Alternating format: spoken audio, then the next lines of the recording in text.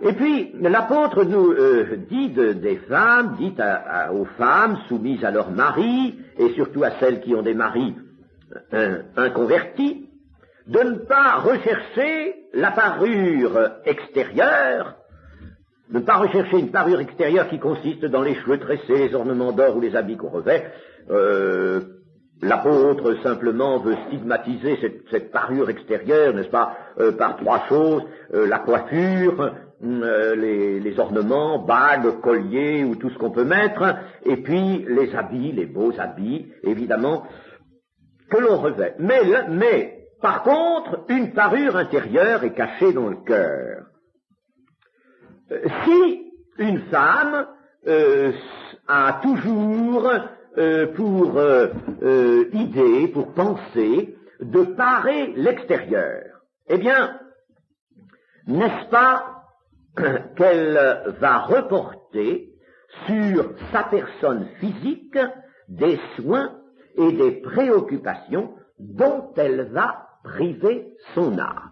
Première chose, elle va priver son âme des soins qu'elle donne à son corps. Regardez une femme coquette, et il y en a encore dans les rangs évangéliques, il y en a même peut-être qui redeviennent coquettes.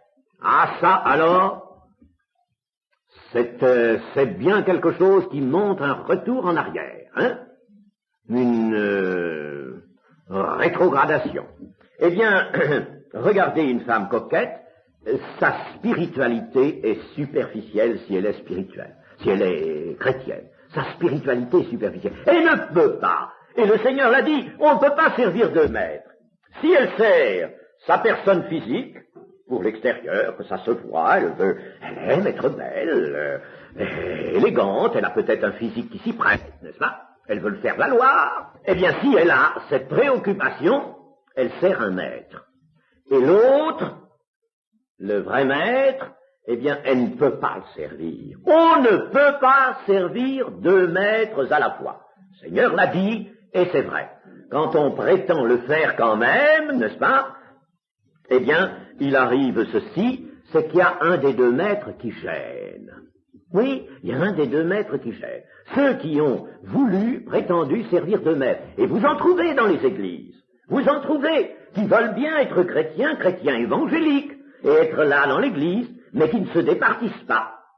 Soit de la coquetterie, mettons, s'il s'agit de femmes, soit de certaines autres choses, par exemple, une certaine forme de vie, une vie de bien-être, etc. Enfin, je ne vais pas chercher à trop préciser, mais s'il y a, n'est-ce pas, des aspirations pour certains avantages sur la terre, et notamment tout ce que peut comporter le bien-être et des satisfactions terrestres, eh bien,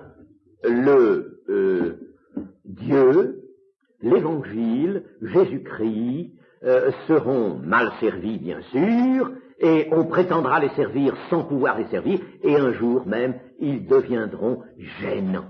À certains moments, il y a un des deux maîtres qui est gênant, et celui qui est gênant, c'est toujours Dieu. Il devient gênant, il gêne. Il gêne de l'autre côté, il devient gênant. Ça, voyez-vous, et l'on garde par conséquent l'extérieur d'une certaine spiritualité quand on vient parmi les frères, les sœurs à l'église, n'est-ce pas? Oui, on chante comme eux, etc., on écoute le message, on dit c'est bien, on est gentil, on est affable, n'est-ce pas? Mais en réalité, n'est-ce pas, quand on entend la parole nous dire dépouillez-vous des œuvres infructueuses des ténèbres, quand on entend la parole nous dire renoncez à vous-même et suivez le Seigneur Jésus, le maître qui dit cela est gênant. Il est gênant. Par conséquent, l'apôtre, n'est-ce pas, fait cette balance dans cette vue des deux maîtres. Il est impossible d'avoir deux maîtres. Il faut en avoir un. Et par conséquent, sacrifier, si l'on peut dire, c'est pas un sacrifice bien grave et bien difficile, si l'on est spirituel, si l'on aime Dieu, sacrifier la extérieure. S'il y a une femme recherche la parure extérieure, n'est-ce pas aussi avec l'intention d'attirer les regards et de plaire par le physique, disons même, disons-le tout doucement, mais disons-le, peut-être de séduire, oh, ce n'est pas, elle ne l'avouera pas. Mes chers amis, si l'on met ces parures, si l'on met tout ça avec art, avec goût, n'est-ce pas qu'il y a encore derrière une petite intention, si on ne se l'avoue pas soi-même, le diable la connaît bien, cette petite intention, séduire. Séduire, n'est-ce pas? Et c'est comme ça qu'il arrive tant de catastrophes de ménage à ménage. C'est parce que les femmes deviennent séductrices. Elles en ont peut-être une certaine possibilité, elles deviennent séductrices. Donc, plaire par le physique, cette intention de plaire par le physique est éminemment charnelle et non pas spirituelle. Par conséquent, il faut qu'elle soit écartée. Comment le cœur d'une femme, par exemple, pourra-t-il rester humble si elle recherche la parure extérieure en cédant, avoué ou pas avoué, en cédant réellement à une secrète vanité? Non seulement il y aura peut-être un secret besoin de séduire, mais il y aura aussi une secrète vanité. Une secrète vanité. Quand une femme passe devant sa coiffeuse ou avant d'aller en ville, un temps assez long, n'est-ce pas, dans sa chambre pour se parer, pour s'habiller, quand elle va chez la couturière pour avoir les belles choses, les choses à la mode, n'est-ce pas, elle sera servie elle-même peut-être par beaucoup de goût, elle réussira dans cette parure extérieure, hein, son physique s'y prêtera, eh bien elle sera une séductrice. Elle sera une séductrice, les hommes dans la rue la regarderont. Là où elle ira, on la regardera. On lui fera même peut-être ce qu'on appelait autrefois un brin de cour. Mais oui, disons les choses. Et puis, il y a la vanité. La vanité. Je me rappelle, j'avais autrefois un chef pendant un moment. Quand j'étais pas chef, moi avant d'être chef, j'avais un chef là-bas, et j'étais quelquefois dans son bureau, puis nous étions à un endroit où il y avait une rue qui descendait un peu et qui faisait l'entrée en ville. C'était à Alger. Et alors il y avait un balcon donnant dans le bureau de ce chef, n'est-ce pas? Alors quelquefois j'étais avec lui, il faisait beau, disons allons prendre un peu l'air sur le balcon. On allait sur le balcon, puis on voyait, à ce moment-là, il n'y avait pas tant d'automobiles que maintenant, on voyait, n'est-ce pas, certaines madames, des coquettes descendre cette rue, n'est-ce pas, et puis se diriger en ville, très bien préparées pour cela, n'est-ce pas, et ce chef disait toujours, voici madame, j'entre en ville. Il les appelait ainsi, n'est-ce pas? Eh bien, il n'y a pas doute que tout cela ne peut pas être le fait d'une femme chrétienne. Le cœur ne peut pas rester humble. La vraie parure, elle n'est pas visible, elle n'est pas ce qu'on montre, ce qu'on veut montrer. D'ailleurs, ça c'est un grand principe. Ce qu'on veut montrer, c'est pas bon. D'une manière générale, que ce soit la parure, que ce soit autre chose. Ce qu'on veut montrer soi-même, ce que l'homme prétend montrer aux autres, c'est factice, c'est pas bon. Mais là, les choses, la vraie parure, elle est cachée. Elle est cachée. Et elle se verra par un discernement. La vraie parure est cachée dans le cœur. Dans le cœur qui est le siège des pensées et des dispositions spirituelles.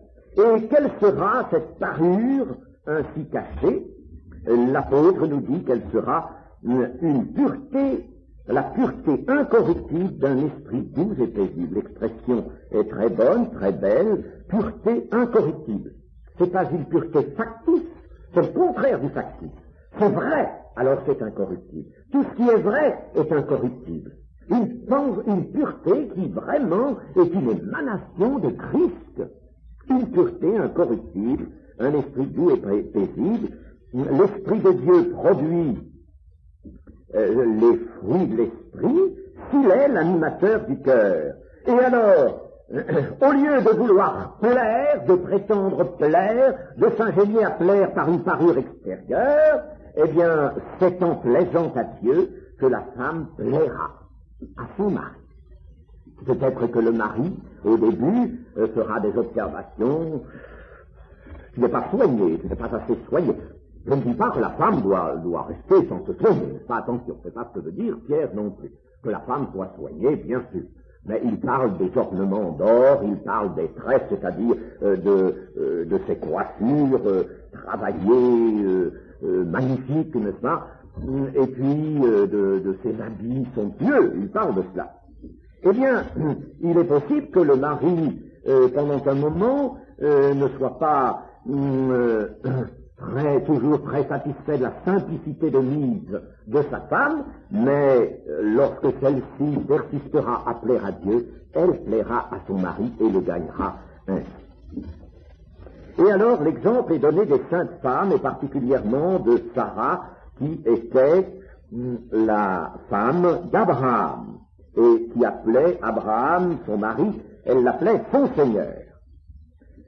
Elles étaient, ces femmes, et elles restent des exemples, comme vous avez des exemples de femmes, n'est-ce pas, dans l'Ancien Testament. Elles restent des exemples. On peut dire, n'est-ce pas, que, évidemment, surtout en notre époque, où les conceptions sont des conceptions révoltées qui s'éloignent de plus en plus de ça. Les hommes, la société des hommes se révolte de plus en plus contre Dieu et par conséquent s'éloigne de plus en plus de sa parole. Alors voyez, n'est-ce pas, aujourd'hui la femme est entraînée par le monde à être quoi? Un objet de convoitise et de séduction. Alors elle est devenue un objet de séduction, et puis en outre, n'est-ce pas, la femme s'est livrée à une conquête sous la bannière du féminisme. Ah, le féminisme actif, n'est-ce pas? Le féminisme qui ne sait plus au juste ce qu'il veut, parce que, évidemment, s'il s'agissait de faire tomber une tyrannie masculine sur le genre féminin, bon, ce serait très bien, comme chez les Arabes, par exemple, ou même réformer les lois qui limitaient trop les droits de la femme. On a appelé en droit souvent, ça, enfin, il y a quelque temps, on appelait la femme cette éternelle incapable, ça, en droit, elle était incapable. Alors, que l'on réforme tout cela et qu'on lui donne juridiquement des capacités qui soient à l'égal de celles de l'homme, on n'y voit pas d'inconvénient pourvu que tout de même vous gardiez dans l'union, pour le mariage, des dispositions qui se tiennent. Mais c'est que le féminisme va beaucoup plus loin de ses conquêtes. Déjà, le Code civil a été pas mal réformé. Il va beaucoup plus loin, le féminisme. Et il ne sait plus au juste ce qu'il veut. Il y a le féminisme pour le féminisme, et il y a un tas de femmes qui se rassemblent pour le grand combat, je ne sais pas où elles veulent. J'ai lu dans un journal que même, n'est-ce pas, elles commençaient à sentir la maternité comme un joug qui leur était imposé à elles et non pas au genre masculin, et que par conséquent ça pouvait être là aussi un sujet de révolte. Mais je ne sais pas comment elles feront alors pour le faire partager aux hommes. C'est quelque chose d'aberrant, n'est-ce pas? On peut dire que le féminisme est lancé maintenant dans une voie qui est évidemment animée par Satan. Et là, l'apôtre dit aux femmes, sans vous laisser troubler par aucune crainte, en faisant le bien, une femme montre sa filiation spirituelle, elle montre qu'elle est disciple de Christ et qu'elle, par conséquent, continue la lignée de ces femmes saintes d'autrefois. Une femme qui vit saintement n'a rien à redouter, c'est ce que veut dire l'apôtre, ni de son mari. Souvent des femmes, n'est-ce pas, qui ont toutes sortes de craintes, mais si elles vivent saintement, et même si le mari converti a des humeurs un peu fracassantes quelquefois, n'est-ce pas? Eh bien, elles n'ont rien à redouter de lui, ni du mari, ni de l'avenir. Ni de l'avenir. L'homme heureux ne redoute pas les mauvaises nouvelles. Est-il écrit dans un psaume? L'homme heureux, vraiment heureux par Dieu, ne redoute jamais les mauvaises nouvelles. Et puis ensuite, c'est le tour des maris. Il y a un verset pour eux. Les maris sont invités à montrer à leur tour de la sagesse dans leur rapport avec leurs épouses, comme avec un sexe plus faible. Ici, sexe plus faible ne veut pas dire inférieur, mais veut dire comme avec un sexe qui physiquement ne peut pas d'abord présenter les mêmes possibilités. Il y a sur physiquement, n'est-ce pas, déjà une disparité, et il faut bien le reconnaître, n'est-ce pas, une disparité. Il y a aussi autre chose, c'est que sur le plan spirituel, l'Écriture nous montre que la femme a besoin d'être soutenue. Et dans le ménage, il doit y avoir un soutien de la part du mari sage. S'il est sage, il s'agit ici de mari chrétien. Mari, s'il est sage, sera un soutien. Il aura le rôle de guide et aussi un rôle d'enseignement auprès de sa femme. Et il est dit qu'il en soit ainsi afin que rien ne vienne faire obstacle à vos prières. Il est évident que si dans un foyer règne le désordre, les passions, ou si simplement la paix est toujours mise plus ou moins en échec, la paix, le calme, la tranquillité, comment pourra-t-on prier? C'est pas possible. Comment pourront-ils prier ensemble? Impossible, n'est-ce pas? S'ils viennent de se disputer, ou s'il y a eu ces mots aigres-doux, cette agressivité latente, oh, comme c'est agaçant, ça. Bien sûr, c'est agaçant. Oh, c'est terrible. Moi, je me suis trouvé, je le dis, parce que c'est vrai, dans des foyers chrétiens, où il y avait souvent, n'est-ce pas, cette atmosphère d'agressivité latente, d'abord des tracasseries qui n'en finissent pas, qui durent, qu'on entretient, et puis des mots aigres-doux, des petits désaccords pour rien du tout. Et vous savez, on a envie de sortir, et on a envie de fuir. Il faut bien dire qu'un jour, chers amis, à 10 heures du soir, j'ai quitté un foyer chrétien. Je l'ai quitté à 10 heures du soir. Je suis allé à l'hôtel. Et j'ai dit, je ne peux pas, moi, vivre ici. C'est pas possible. Je suis parti à 10 heures du soir. Dans un foyer dont j'étais l'hôte. Alors, je ne dis pas que tout est comme ça. Mais enfin, il y avait ce jour-là une telle effervescence que ça n'allait plus. Eh bien, il n'y a pas moyen, évidemment, de prier. L'atmosphère ne se prête pas à la prière, il y a des obstacles à la prière. Alors, l'apôtre recommande qu'il n'en soit pas ainsi, n'est-ce pas? Au contraire, qu'il y ait de la paix, du calme, de l'entente, de l'amour, n'est-ce pas? De façon à ce qu'il y ait un climat propice à la prière sans aucun obstacle. Et puis, le passage que nous avons lu se termine sur une généralisation à tous.